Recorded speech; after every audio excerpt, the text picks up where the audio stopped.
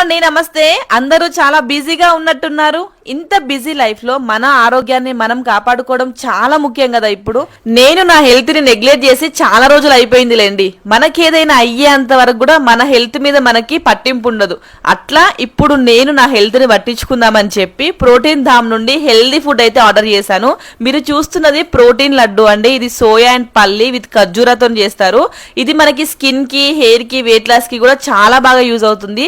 దీని cost just 300 rupees అండి.